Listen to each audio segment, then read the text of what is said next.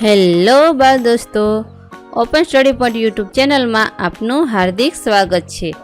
આજે આપણે શીખીશું ધોરણ 7 વિષય ગુજરાતી પાઠ 19 5 દાણા સ્વાધ્યાયના પ્રશ્નોના જવાબની સમજ।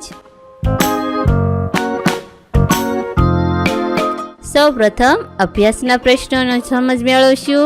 પ્રશ્ન ક્રમ 1, નીચેના પ્રશ્નોના ઉત્તર માટે આપેલા વિકલ્પોમાંથી સાચો ઉત્તર શોધીને તેનો ક્રમ અક્ષર પ્રશ્નની સામેના ખાનામાં લખો। સવાલ નંબર 1, ધનપાલ શેઠ ગણતરીવાળા હતા, એટલે કે તેના જવાબમાં વિકલ્પો જોઈએ। ક, પૈસાદાર હોવાથી હિસાબમાં પાક્કા હતા। ખ, બહુ જ લોભી હતા। ગ, કંજૂસ હતા। ઘ, ધનની બાબતમાં કુનેહવાળા હતા। તેનો સાચો જવાબ આવશે ઘ, ધનની બાબતમાં કુનેહવાળા હતા। સવાલ નંબર 2, ધનપાલ શેઠે 4 વહુઓને દાણા આપ્યા હતા, કારણ કે એના વિકલ્પો જોઈએ। તે હોશિયાર વહુને ઓળખવા માંગતા હતા। તે વહુઓની પરીક્ષા લેવા માંગતા હતા। તે આવડતવાળી વહુને શોધવા માંગતા હતા। તે કઈ વહુ દાણા વાવીને ડબલ કરે છે તે જાણવા માંગતા હતા। તેનો સાચો જવાબ આવશે ખ, તે વહુઓની પરીક્ષા લેવા માંગતા હતા। સવાલ નંબર 3, નાની વહુની દાણા વાવવાની વાત સાંભળીને ધનપાલ શેઠ વિકલ્પો જોઈએ। ક, 2 વસ્તુઓ પર બહુ જ ખીજાયા। ખ, બંનેને અલગ ઘરમાં રહેવા ચાલવા જવાનું કહ્યું। નાની વહુની રાહબરી હેઠળ કામ કરવા કહ્યું। ઘ, ત્રીજી વહુને ઘરની તમામ જવાબદારી સોંપી। તેનો સાચો જવાબ આવશે ગ, નાની વહુની રાહબરી હેઠળ કામ કરવા કહ્યું। પ્રશ્ન ક્રમ 2, નીચેના દરેક પ્રશ્નોના એક વાક્યમાં ઉત્તર આપો। સવાલ નંબર 1, ધનપાલ શેઠની પરિસ્થિતિ કેવી હતી? તેનો જવાબ, ધનપાલ શેઠ પ્રતિષ્ઠિત વેપારી હતા। એમને ત્યાં લક્ષ્મીની છોડો ઉછળતી હતી। તેમની પાસે ઘરમાં ખર્ચતા ખૂટે નહીં એટલું ધન હતું। સવાલ નંબર 2, શેઠ ઘરની રાણી વિશે શું માનતા હતા? તેનો જવાબ, જો ઘરની રાણી આવડતવાળી ન હોય તો અઢળક ધન પણ ખૂટી જાય એમ શેઠ માનતા હતા। સવાલ નંબર 3, દીકરાઓની કઈ બાબતથી શેઠને સંતોષ હતો? તેનો જવાબ, શેઠના 4 દીકરાઓનું મન વેપાર ધંધામાં લાગેલું હતું। એમની હોશિયારી અને સમજદારીથી જ શેઠને સંતોષ હતો। સવાલ નંબર 4, વહુઓનું પારખું કરવા શેઠે કઈ યુક્તિ વિચારી? તેનો જવાબ, વહુઓનું પારખું કરવા શેઠે એક યુક્તિ વિચારી। તેમણે 4 વહુઓને બોલાવી દરેકને ડાંગરના 5 દાણા આપ્યા। એ દાણા કાળજીપૂર્વક સાચવી રાખવા અને માગું ત્યારે પાછા આપવા કહ્યું। સવાલ નંબર 5, સૌથી નાના દીકરાની વહુએ શેઠે આપેલા 5 દાણાનું શું કર્યું? એનો જવાબ, સૌથી નાના દીકરાની વહુએ શેઠે આપેલા 5 ડાંગરના દાણા પોતાના પિયરમાં મોકલાવીને ત્યાં ખેતરમાં વવરાવ્યા। પાક પાકતો ગયો અને વહુ એને ફરીને વવરાવતી ગઈ। આમ શેઠે આપેલા ડાંગરના 5 દાણા વધતા જ ગયા। હવે આપણે સ્વાધ્યાયના પ્રશ્નો જોઈશું। પ્રશ્ન ક્રમ 1, નીચેના પ્રશ્નોના ઉત્તરો આપો। સવાલ નંબર 1, શેઠે ઘરના કોઠારનો કારભાર કોને સોંપ્યો? શા માટે? તેનો જવાબ, શેઠે ઘરના કોઠારનો કારભાર નાની વહુને સોંપ્યો, કારણ કે શેઠની પરીક્ષામાં એ સફળ થઈ હતી। તે ઠરેલ અને ચતુર હતી। તે ઘરની લક્ષ્મી હતી। એના હાથમાં આવેલી સંપત્તિ વધતી જ જશે અને તે ઘર સારી રીતે સાચવી શકશે એમ ધનપાલ શેઠને લાગ્યું હતું। સવાલ નંબર 2, શેઠ ધનવાન હતા છતાં તે ગણતરીવાળા હતા, એવું શા માટે કહી શકાય? તેનો જવાબ, શેઠ ધનવાન હતા, છતાં ગણતરીવાળા હતા, કારણ કે તે સમજતા હતા કે ઘરની રાણી આવડતવાળી ન હોય તો અઢળક ધન પણ ખૂટી જાય. તે બાબતને ધ્યાનમાં લઈને જ તેમણે ચારેય વસ્તુઓનું પારખું લીધું હતું. અહીંયા વસ્તુઓની જગ્યાએ વહુઓ લખવાનું છે, ટાઈપિંગ મિસ્ટેક થયેલી છે. સવાલ નંબર 3, શેઠને વહુઓનું જ પારખું કરવાની ઈચ્છા કેમ થઈ? તો એનો જવાબ, શેઠને ખ્યાલ હતો કે ઘરની રાણી આવડતવાળી ન હોય તો અઢળક ધન પણ ખૂટી જાય. દીકરાની વહુઓ ચાલાક અને ઘરરખું છે કે નહીં તે જાણવા માટે શેઠને વહુઓનું જ પારખું કરવાની ઈચ્છા થઈ. સવાલ નંબર 4, ધનપાલ શેઠે સૌથી નાની વહુને ઠરેલ અને ચતુર કેમ ગણી? તો એનો જવાબ, ધનપાલ શેઠે દરેક વહુને ડાંગરના 5-5 દાણા આપ્યા હતા. સૌથી નાની વહુએ એ 5 દાણામાંથી ગાડા ભરાય એટલા દાણા ઉત્પન્ન કર્યા હતા. નાની વહુ ઉંમરમાં બધી વહુઓથી કદાચ નાની હશે, પણ સ્વભાવે ઠરેલ હતી અને એનામાં સમયને પારખવાની ચતુરાઈ હતી. સવાલ નંબર 5, ધનપાલ શેઠે નાની વહુમાં કયા પ્રકારનું શાણપણ જોયું? તેનો જવાબ, ધનપાલ શેઠે નાની વહુમાં ઠરેલપણું, ચતુરાઈ તેમજ ઘરનો કારભાર ચલાવી શકે એવું શાણપણ જોયું.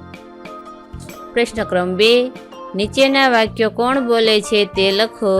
સવાલ નંબર 1, એ દાણા જતન કરીને સાચવી રાખજો. જવાબ, આ વાક્ય ધનપાલ શેઠ બોલે છે. સવાલ નંબર 2, એ દાણા તો તે દહાડે જ પૂરા થઈ ગયા, હવે એ દાણા ક્યાંથી લાવીએ? એનો જવાબ, આ વાક્ય ધનપાલ શેઠની મોટી 2 વહુઓ બોલે છે. સવાલ નંબર 3, સસરાજી, મેં એ દાણા બરાબર સાચવી રાખ્યા છે, થોભો હું દાબડી લઈ આવું. એનો જવાબ, આ વાક્ય ધનપાલ શેઠની 3જી વહુ બોલે છે. સવાલ નંબર 4, સસરાજી, એ દાણા લાવવા માટે આપને મારા પિયર ગાડા મોકલવા પડશે. તો એનો જવાબ, આ વાક્ય ધનપાલ શેઠની સૌથી નાની વહુ બોલે છે. પ્રશ્ન ક્રમ 3, નીચેના પત્રોનો 4-5 વાક્યોમાં પરિચય કરાવો. અહીંયા પાત્રો લખવાનું છે, ટાઈપિંગ મિસ્ટેક થયેલી છે. પહેલું, ધનપાલ શેઠ. ધનપાલ શેઠ પ્રતિષ્ઠિત વેપારી હતા. દેશાવર સાથે એમનો વેપાર ચાલતો હતો. તે ગણતરીવાળા હતા અને એવું માનતા હતા કે ઘરની રાણીની આવડત ઉપર જ લક્ષ્મીના આધાર છે. ચારેય વહુઓ ચાલાક અને ઘરરખું છે કે નહીં એ જાણવા શેઠે તેમની કસોટી કરી. નાની વહુ એમાં સફળ થઈ. શેઠ માનતા હતા કે બધી વહુઓ પોતપોતાની સૂઝ પ્રમાણે કામ કરશે તો ઘરની શોભા વધશે. સવાલ નંબર 2, સૌથી નાની દીકરાની વહુ. ધનપાલ શેઠની સૌથી નાના દીકરાની વહુ ઠરેલ, ચતુર અને શાણપણવાળી હતી. સસરાએ આપેલા ડાંગરના 5 દાણાનો મહત્વ તે સમજી ગઈ. અહીંયા મને લખ્યું છે ત્યાં મહત્વ લખવાનું છે. એ 5 દાણા તેણે પિયર મોકલ્યા ને વવડાવ્યા. 5 પાક પાકતો ગયો અને તે ફરીને વવરાવતી ગઈ. જ્યારે સસરાએ તે દાણા માંગ્યા ત્યારે તેણે કહ્યું કે દાણા લાવવા માટે આપને મારે પિયર ગાડા મોકલવા પડશે. શેઠની સૌથી નાની વહુ આવી સમજદાર હોવાથી શેઠે એને આખા ઘરનો કારભાર સોંપ્યો હતો. પ્રશ્ન ક્રમ 4, સૂચવ્યા મુજબ કરો. અહીંયા સૂચના પ્રમાણે લખવાનું છે, તમારા વડીલો પાસેથી કહેવતો સાંભળો. જવાબ, અમારા વડીલો પાસેથી અમે સાંભળેલી કહેવતો, નાચવું નહીં ને આંગણું વાકવું. આપણે અહીંયા જે વડીલો પાસે કહેવતો સાંભળી હોય એ થોડીક અહીંયા તમે કોઈ પણ લખી શકો છો.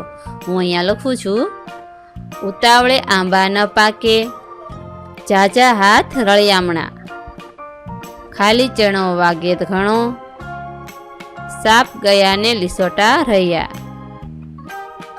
આ કહેવતોના અર્થ તમારા શિક્ષકની મદદથી જાણો અને લખો. હવે તમે જે કહેવતો લખી હોય એનો અર્થ તમે તમારા શિક્ષકો પાસેથી જાણી શકો છો. આપણે અહીંયા જે હમણાં કહેવતો લખી હતી એના અર્થ લખીએ છીએ. નાચવું નહીં ને આંગણું વાકવું, એટલે કે કામ ન આવડતું હોય કે કામથી છટકવું હોય ત્યારે કોઈ બહાનું કાઢવામાં આવે છે. બીજું, ઉતાવળે આંબા ન પાકે. ઉતાવળ કરવાથી કોઈ પણ કામ સારી રીતે થઈ શકતું નથી. ઝાઝા હાથ રળિયામણા, તો એમાં અર્થ થશે વધુ માણસો કોઈ કામમાં લાગી જાય ત્યારે કામ ઝડપથી અને સારું થાય. ખાલી ચણો વાગે ઘણો, એટલે કે જેનામાં ઓછી આવડત હોય તે વધુ ડહાપણ બતાવવાનો દેખાવ કરે. સાપ ગયાને લીસોટા રહ્યા, એટલે કે કાર્ય પૂરું થયા પછી પણ તેના સંસ્કારો રહી જવા. આ કહેવતોનો વાક્ય પ્રયોગ કરવીએ. ચાલો. કાકા અમારે ત્યાં લગ્નમાં આવવા માંગતા નહોતા, તેથી તેમણે માંદગીનું બહાનું કાઢ્યું. નાચવું નહીં ને આંગણું વાગવું, બીજું શું? બીજું, પિતાએ પોતાના પુત્રને કામમાં ઉતાવળ કરતો જોઈને સલાહ આપી કે બેટા, ઉતાવળે આંબા ન પાકે. ત્રીજું, જે કામ એક માણસથી થાય તે ક્યારેક અનેકનો સાથ મળતા વધુ સારું ને ઝડપથી થઈ શકે છે. કહેવાય છે કે ઝાઝા હાથ રળિયામણા. ચોથું, એનામાં ઝાઝી આવડત ન હોવા છતાં કોઈ પણ વાતમાં એને સલાહ આપવાની ટેવ પડી ગઈ હતી. સાચું જ કહ્યું છે કે ખાલી ચણો વાગે ઘણો. પાંચમું, દાદાના જમાનાની વાત થોડી થાય, એ જમાનાના લોકોના વ્યવહાર અને ખાનદાની કેવા. હવે તો સાપ ગયા અને લીસોટા રહ્યા. તમે એક મૌલિક વાર્તા લેખન કરો. અહીંયા તમે કોઈ પણ વાર્તા લખી શકો છો. હું એક વાર્તા લખું છું. તમે લખેલી વાર્તાનું તમારા વર્ગખંડમાં વાંચન કરો. પ્રશ્ન 5, નીચેના વાક્યોમાંથી ક્રિયાપદો ઓળખી તેના પ્રકારો લખો. સવાલ નંબર 1, રાજકુમાર બેઠો. બેઠો એ અકર્મક છે. ક્રિયાપદનો પ્રકાર. ગાંધીજીએ ટુકડો ફાડ્યો. ફાડ્યો એ સકર્મક ક્રિયાપદ છે. વીસીવાળા મહારાજે દેવશંકરને ભાત પીરસ્યા એ દ્વિકર્મક છે. કુસુમમાં યુદ્ધ રડ્યો. રડ્યો એ અકર્મક છે. જીવરામ ભટ્ટ જમ્યા. જમ્યા એ અકર્મક ક્રિયાપદ છે. સારથીએ ઘોડા છોડી નાખ્યા. છોડી નાખ્યા એ સકર્મક ક્રિયાપદ છે. મહારાજે તરત સેનાપતિને આજ્ઞા કરી. આજ્ઞા કરી એ દ્વિકર્મક છે. નાની વહુએ સાસુમાં આગળ ચાળી ખાધી. ચાળી ખાધી એ સકર્મક ક્રિયાપદ છે. આ વાર્તા નાટક સ્વરૂપે વર્ગમાં ભજવો. અકબર બિરબલના ચતુરાઈ ભર્યા કિસ્સાઓ મેળવીને વાંચો. ઘરના બધા કામ પોતાની સૂઝબૂઝ આવડત મુજબ વહેંચીને કરવાથી સૌને ફાયદો થાય છે. આપણી શાળામાં પણ આવું થઈ શકે છે. વિચારીને જુઓ.